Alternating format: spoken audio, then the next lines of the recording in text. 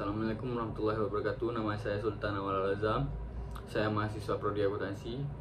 Pada kesempatan kali ini saya akan membuat video tugas dari mata kuliah Akuntansi Syariah dengan topik Akuntansi Salam. Pengertian. Akad salam adalah akad jual beli di mana pembeli melakukan pembayaran di muka secara penuh. Sedangkan barang yang dibeli akan diserahkan oleh penjual di kemudian hari sesuai kesepakatan.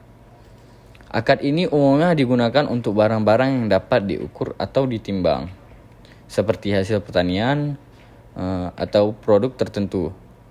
Intinya pembayaran dilakukan terlebih dahulu, sementara barang diterima kemudian sesuai waktu yang sudah ditentukan sejak awal. Dasar hukum salam. Dasar hukum akad salam terdapat dalam Al-Quran Surah Al-Baqarah ayat 282 yang menekankan pentingnya mencatat transaksi yang dilakukan secara tidak tunai dengan waktu yang ditentukan. Selain itu, hadis Nabi Muhammad SAW juga menegaskan bahwa dalam akad salam harus jelas takaran dan waktunya, sebagaimana diriwayatkan oleh Bukhari dan Muslim. Hal ini menunjukkan bahwa kejelasan, keadilan, dan transparansi sangat penting dalam akad salam. Rukun dan syarat salam. Rukun akad salam mencakup adanya pihak yang berakad, yaitu penjual dan pembeli yang cakap hukum. Objek barang yang harus jelas spesifikasinya, pembayaran yang wajib dilakukan penuh di awal, serta waktu dan tempat penyerahan barang yang sudah disepakati.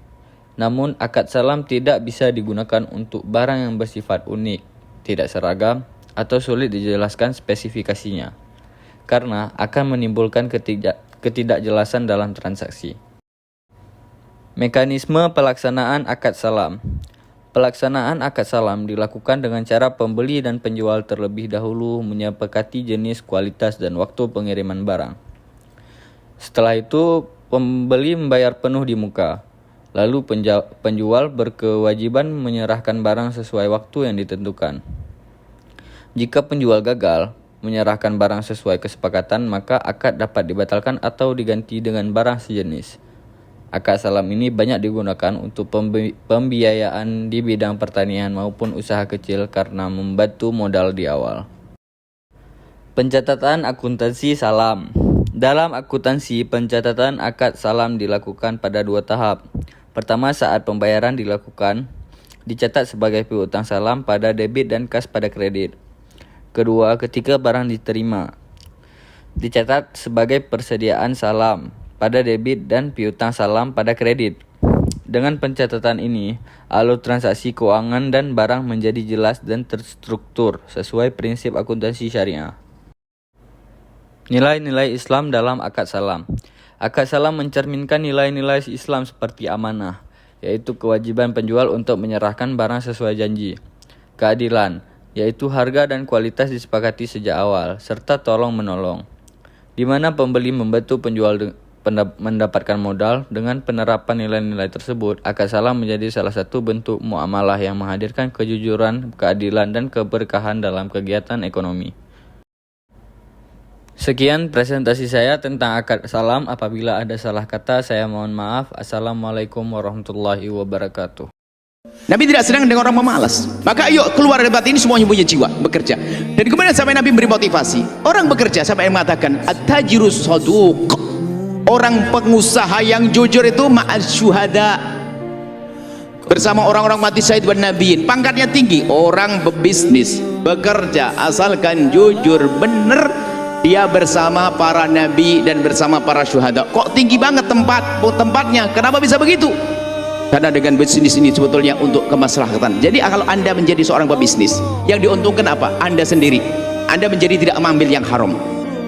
Kedua, Anda mudah beribadah. Kemudian apa? Anda menjadikan orang lain yang semula menjadi peminta-minta jadi bekerja di tempat Anda. Sehingga menjadi pekerja. Anda buat lapangan kerja. Banyak kebaikan yang bisa Anda lakukan dengan bisnis Anda kok. Makanya pangkatnya tinggi, tapi yaitu harus kenal Allah. Maka bercita-citalah Anda sebagai seorang muslim mukmin untuk berkembang, yang menjadi benalu. Meminta-minta tidak, meminta-minta adalah rendah. Kita pengen punya izzah, punya kemuliaan. Nabi itu senang kalau anda itu adalah serius mengerjakan satu. Kalau bahasanya motivator, fokus. Kadang-kadang baru jualan belum apa-apa sudah pindah lagi, makanya nggak jadi-jadi. Fokus, sehingga kalau namanya fokus, serius, kalau kurang ada evaluasi, inovasi terus sampai sukses. Kalaupun ternyata waduh, dia bekerja nggak kurang-kurang, usaha nggak kurang-kurang, doa oke, menjalankan syariat oke, tapi dia kok masih nyungsep saja dia. Cuman beda, karena dia orang beriman, ditanya kamu dulu pengen apa, pengen ku bekerja itu mau apa, dia menjawab aku bekerja pengen seperti orang kaya yang ada di sana. Dia bisa bangun masjid, dia bangun pondok, makanya saya pengen, saya ngiri yang baik.